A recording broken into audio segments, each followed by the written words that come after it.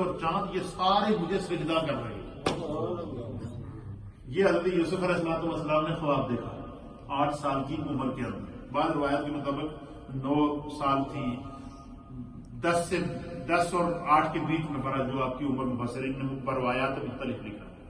اب یہ جو خواب پیش کیا، خواب ایک نبی کو سنا رہا ہے۔ یعقوب علیہ السلام پورے خواب کی حقیقت سمجھ گئے کہ یہ ان کے نبی ہونے کی علامت ہے۔ پھر آپ نے ان سے کہا، قرآن بیان کرتا ہے، یا بنیا، اے میرے بیٹے۔ حضرت یعقوب علیہ السلام نے وہ خواب سننے کے بعد کیا کہا؟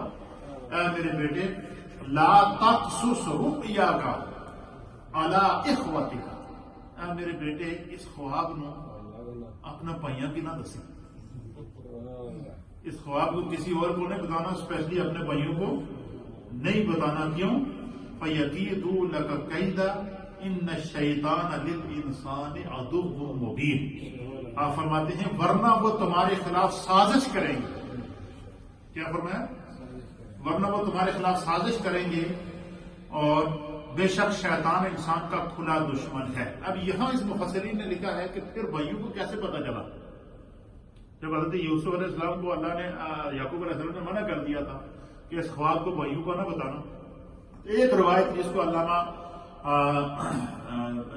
فخر الدین رازی رحمۃ اللہ علیہ نے نقل فرمایا ہے، اور اسی طریقے سے صاحب روح البیان نے بھی نقل فرمایا ہے کہ یعقوب علیہ السلام کے بیٹوں میں سے ایک بیٹے کی بیوی یہ بات سن رہی تھی جب وہ خواب سنا رہی تھی۔ اس نے جا کر اپنے شوہر کو بتایا کہ اس طرح یوسف نے یہ خواب دیکھا ہے، تو انہوں نے ان کو منع کیا یعقوب علیہ السلام نے، تو یہ خواب کو نہیں بتانا۔ تو پھر اس دوران جو ہے وہ شیطان نے ان کو کہا کہ یہ بیٹا یعقوب علیہ السلام اس پر زیادہ توجہ دیتے ہیں، اور تم تو زیادہ بھائی ہو، تو یہ 2 ہیں، تو اس طریقے سے جو ہے وہ یہ یعقوب علیہ السلام کے جو اللہ نے نبوت عطا فرمائی ہے، یہ نبوت ہو سکتا ہے اس کو منتقل ہو جائے، یہ تو آپ کا حق ہے، آپ بڑے ہیں، تو لہذا اس طرح کرو کہ تم اگر چاہتے ہو کہ تمہارا نام یعقوب علیہ السلام کے نام کے ساتھ قائم رہے، شیطان انسانی شکل کے اندر ان کے پاس ہے، تو یوسف کو راستے سے ہٹاؤ۔ پھر ان کی آپس میں میٹنگ ہوئی، پھر وہ بعد میں کہا جی کہ اس کو ہم جلدی کہیں چھوڑ کے آ جاتے ہیں، اور شیطان نے ایک نظر دیا کہ نہیں اس کو قتل کر دیتے ہیں۔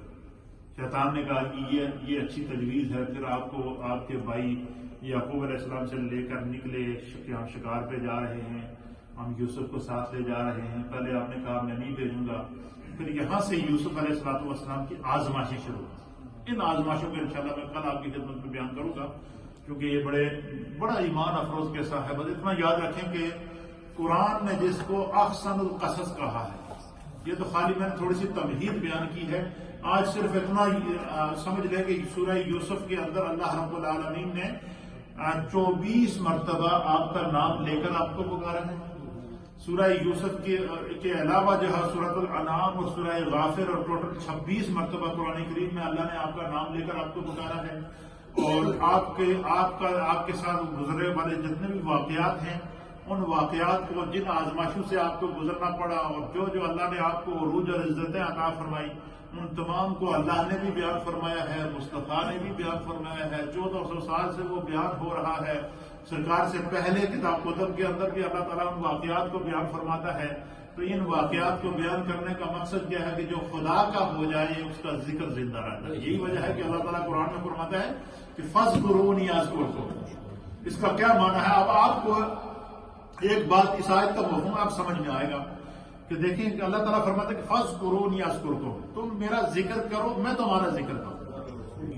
اب بندہ جب خدا کا جتنا ذکر کرتا ہے، اللہ اس کے ذکر کو اتنا عام کر دیتا ہے۔ جتنے انبیاء اکرام ہیں انہوں نے جتنا خدا کا ذکر کیا ہے، آج ہزاروں سال نبی پاک صلی اللہ علیہ وسلم کے دور ہے یہ، اور قیامت تک یہ دور رہے گا۔